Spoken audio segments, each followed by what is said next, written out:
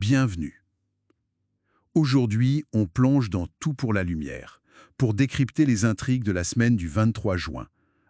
D'après les infos qu'on a, on va se concentrer sur ce qui se passe au Studio Lumière à La Ciotat. Et surtout, l'enquête de Victoria sur sa mère, Florence. L'idée, c'est de voir comment la quête de vérité se heurte aux apparences. Oui, bonjour. L'arrivée de Victoria, donc Joy Esther, c'est vrai que c'est un élément déclencheur. Sa recherche sur l'accident de Florence, c'est pas juste personnel. Ça vient bousculer tout l'équilibre du studio, un endroit où visiblement il y a pas mal de secrets enfouis, et elle est déterminée. Ah oui, déterminé, et ça provoque des réactions immédiates. Joël, Gilles Cohen, qui a l'air influent là-bas, il veut la voir partir. Direct. Et sa méthode, c'est quand même un choc, hein. Faire revenir Ali, Ilan Evans, l'ex de Victoria. Leur rupture 20 ans plus tôt a été très dure. C'est violent comme approche, non? Qu'est-ce qu'il cache, Joël? C'est une très bonne question. Ça montre une sorte de panique chez Joël, je trouve. Plutôt que de s'attaquer à elle directement, il essaie peut-être de brouiller les pistes autour de Florence.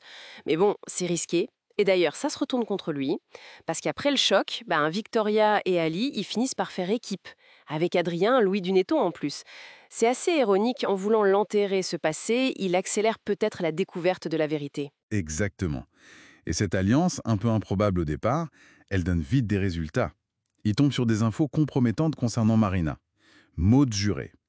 Présentée comme la meilleure amie de Florence, c'est un coup dur ça, hein, surtout pour Eden, Clément Massy. Si Marina est impliquée, ça change tout. Ah mais complètement. Si Marina a joué un rôle là-dedans, ça remet en cause toute l'idée de loyauté dans ce groupe. Quelles étaient les vraies relations autour de Florence en fait?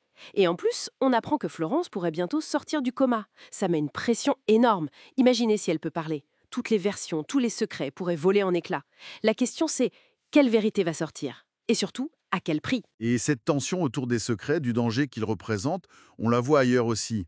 Avec Niels, Vic, qui fait chanter Sultana, Yara Shari. Il a une vidéo intime et il menace de la diffuser si elle parle de leur liaison à Iliman Loris Triolo. Le silence contre la discrétion. Dangereux comme pacte. Oui, c'est un bon parallèle. Là, la vérité, c'est une arme, un moyen de contrôle.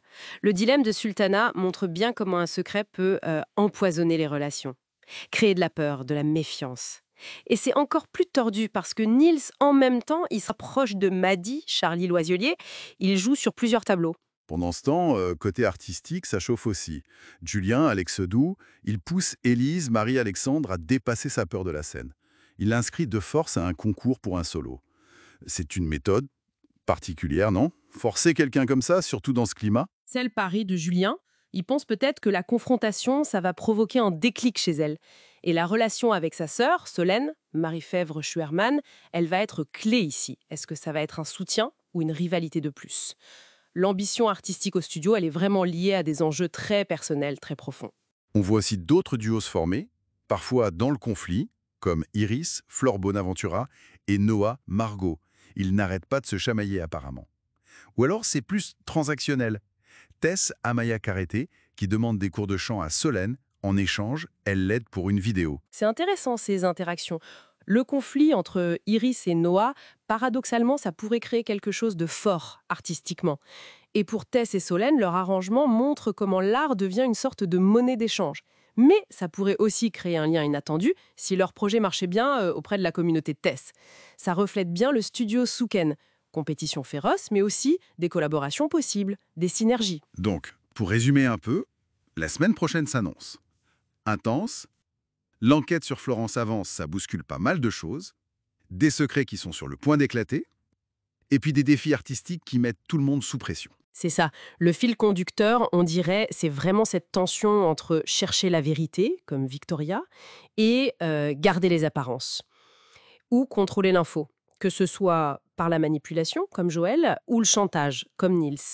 Et l'art, au milieu de tout ça, c'est à la fois une échappatoire et une autre arène, en fait. Clairement, une semaine pleine de rebondissements à suivre dans Tout pour la lumière. Et ça nous laisse avec une question, peut-être pour la suite. Dans un monde aussi obsédé par l'image, par la performance comme le studio Lumière, est-ce que la vérité, une fois qu'elle éclate, est toujours libératrice ou est-ce qu'elle risque pas parfois de faire encore plus de dégâts? Voilà qui conclut notre analyse pour aujourd'hui.